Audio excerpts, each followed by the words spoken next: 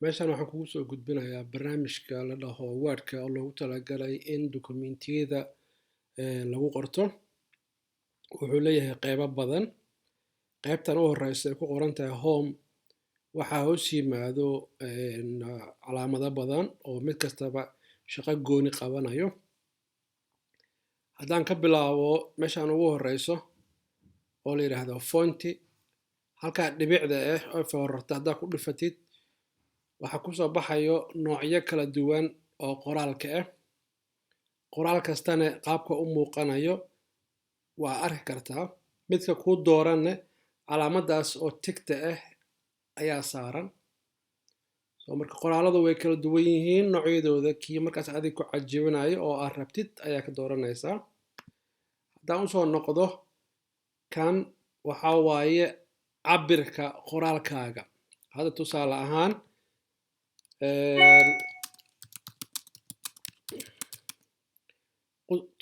hadda qoraalkan haddaad fiirisid cabirkiisu waa 12. Farta nooceedana waa midaan la dhaho calibri.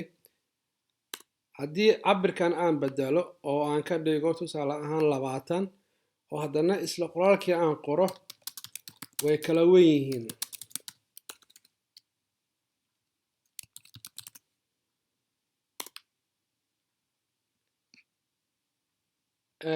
Safkan ka hooseeyana waxaa waaye qoraalka midkan ba'day ku qoran tahay waa bold.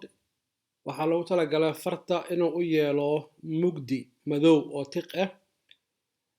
Midkan ku xigana waxaa la yiraahdaa italic. Fartu wuxuu ka dhigayaa mid oo wax yar jiifto. Midkan ku sii xigana waxaa la dhahaa underline. Waxaa loogu talagalay qoraalka in loogu yeelo xarig hoose.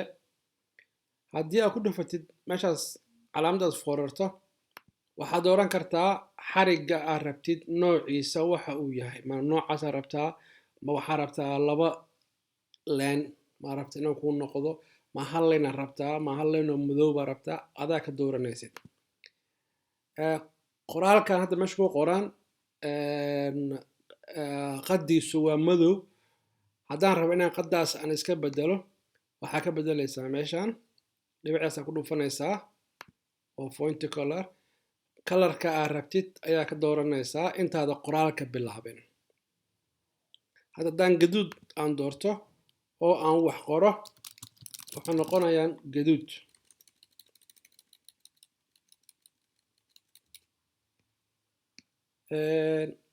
Haddaan rabo inaan u celiyo madowgeedii hore waxaad dooranaysaa automatic.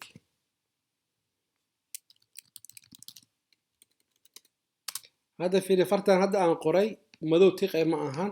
Haddaan ba'da ku dhufto boldiga ah fartii xogaa waxay noqonaysaa mid oo madow zaa'id ah leh. Haddaan ku dhufto italic fartii waxay noqonaysaa mid yara jiifta. Haddaan ku dhufto underline waxay yeelanaysaa diilin hoose.